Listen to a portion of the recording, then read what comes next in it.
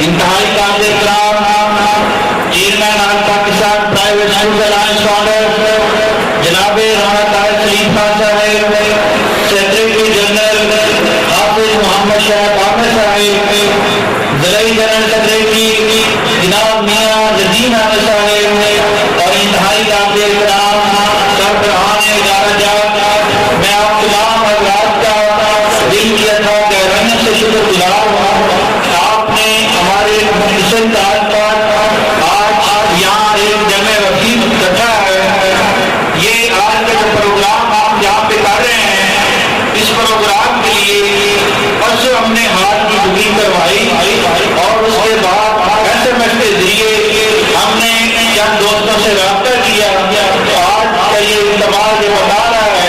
کہ اگر ہم ایک ٹائم ایونٹ کے ساتھ، ایک منظم طریقے کے ساتھ ہم اپنے دوستوں کو دینی تعلیمی اداروں کے مسائل کے حل کے حوالے سے ان کو بلائیں تو انشاءاللہ تعالیٰ آج ابتدا آنے والے وقتوں میں احتجاج کا جیسے کہ یہ سلسلہ شروع ہو چکا ہے، انشاءاللہ تعالیٰ جب تک ہمارے مطالبات مان نہیں لیے جاتے، جب تک وہ تمام ظلم و ستم جو دینی تعلیمی اداروں پر کیے جا رہے ہیں ان کو ختم نہیں کیا جاتا، ہمارا احتجاج جاری رہے گا۔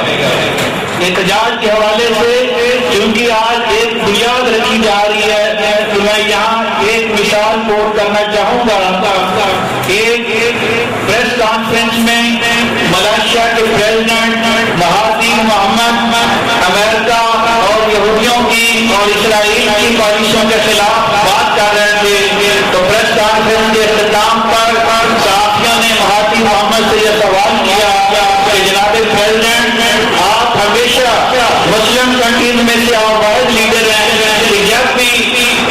مسلمانوں کے خلاف مظالم ہوتے ہیں تو آپ ہمیشہ امریکہ اور اسرائیل اور مسلمان کے دشمن ممالک کے خلاف اپنی آواز کو بلند کرتے ہیں۔ تو کیا آپ سمجھتے ہیں کہ آپ کی آواز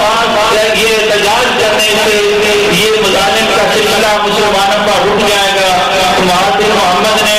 انکار میں کہا کہ نہیں، میں نہیں سمجھتا کہ میرے احتجاج سے امریکہ اور اسرائیل باز آ جائیں گے۔ تو انہوں نے دوسرا سوال کیا کہ اگر آپ مسلسل یوں ہی احتجاج کرتے رہیں گے تو پھر آپ سمجھتے ہیں کہ کوئی وقت ایسا آئے گا کہ آپ کے مطالبات کو مان لیا جائے گا؟ اس نے کہا کہ میں یہ بھی نہیں سمجھتا کہ امریکہ اور اسرائیل میری بات مانیں گے۔ تو پھر صحافیوں نے کہا کہ یہ ہمارے لیے آپ کے جوابات عجیب ہیں، جب اس کا کچھ فائدہ نہیں ہے تو پھر آپ یہ احتجاج کیوں کر رہے ہیں؟ تو مہاتیر محمد کا جو جواب ہے وہ سننے والا ہے اور ہم سب کو اس پہ عمل پیرا ہونے کی ضرورت ہے۔ مہاتیر محمد نے کہا کہ یہ میں نے اصول برطانیہ میں کچھ نوجوان گوروں سے سیکھے ہیں۔ اس نے ایک مثال سنائی، اس نے کہا کہ 1980 میں 1980 میں مجھے برطانیہ جانے کا اتفاق ہوا تو میں شہر کا دورہ کر رہا تھا۔ ایک چوک میں نے دیکھا کہ کچھ گورے نوجوان اکٹھے ہیں اور انہوں نے پلے کارڈ اٹھائے ہوئے ہیں جن کو لکھا ہوا ہے کہ نیلسن منڈیلا کو رہا کرو، نیلسن منڈیلا کو رہا کرو۔ تو مہاتیر محمد کہتے ہیں کہ میں ان جوانوں کے پاس جھک گیا اور ان جوانوں سے مخاطب ہوا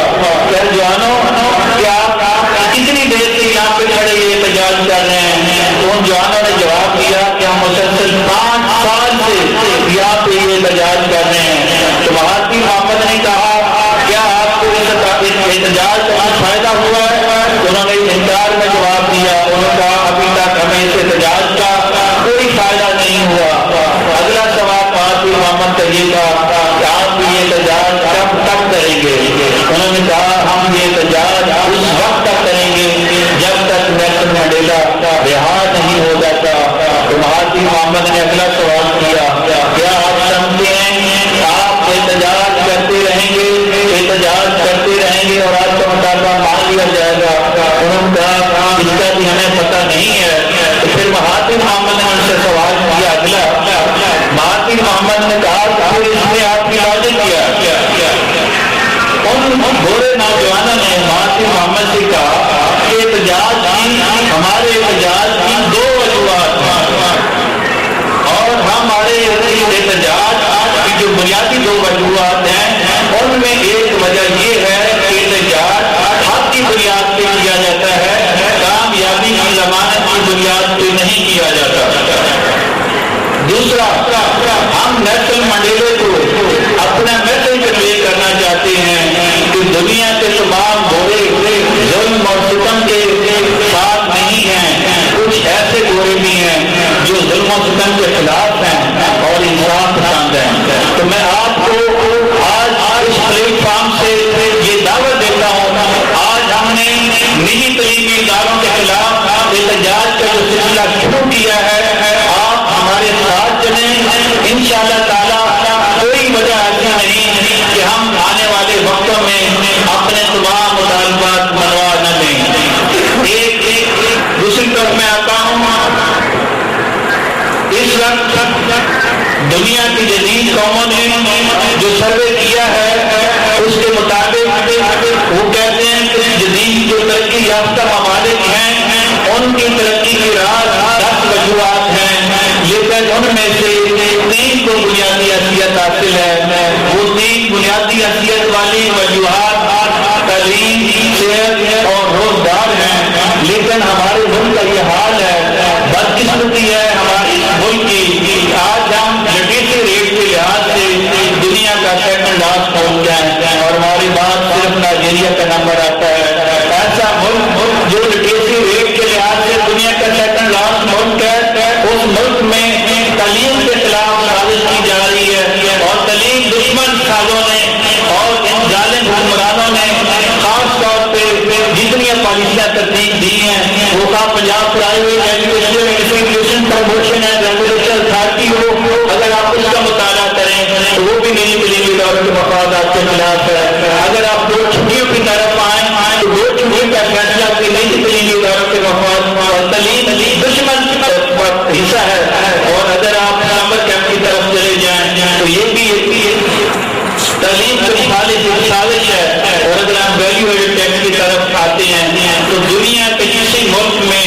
ایجوکیشن پہ ویلیو ایڈڈ ٹیکس نہیں لگایا جاتا، لیکن یہ دنیا کا واحد ملک ہے جہاں پہ انکم ٹیکس بھی وصول کیا جا رہا ہے اور ویلیو ایڈڈ ٹیکس بھی وصول کیا جا رہا ہے۔ بلکہ ہمارے شریعت قوانین یہ کہتے ہیں کہ جس ملک میں لوگ عشر اور زکوٰۃ ادا کرتے ہیں وہاں پہ کسی قسم کا اور ٹیکس نہیں لگایا جاتا۔ تو یہ دنیا کا انوکھا ملک جس میں بیک وقت 3 قسم کے ٹیکس عوام سے مانگے جا رہے ہیں، وہ زکوٰۃ کی صورت میں، وہ انکم ٹیکس کی صورت میں، وہ ویلیو ایڈڈ ٹیکس کی صورت میں۔ تو ہم ویلیو ایڈڈ ٹیکس جو گورنمنٹ حاصل کرتی ہے، آج پاکستان پرائیویٹ اسکول الائنس کے پلیٹ فارم سے اس کو کنڈم کرتے ہیں اور ان حکمرانوں سے مطالبہ کرتے ہیں کہ ان تمام ظالم ٹیکسوں کو ختم کیا جائے، نجی تعلیمی اداروں کو رفاہی کیا جائے۔ اگر حکومت پاکستان نجی تعلیمی اداروں کو رفاہی ادارے تعلیم کر دیتی ہے تو ہم انشاءاللہ تعالیٰ ایمانداری کے ساتھ انکم ٹیکس بھی ادا کریں گے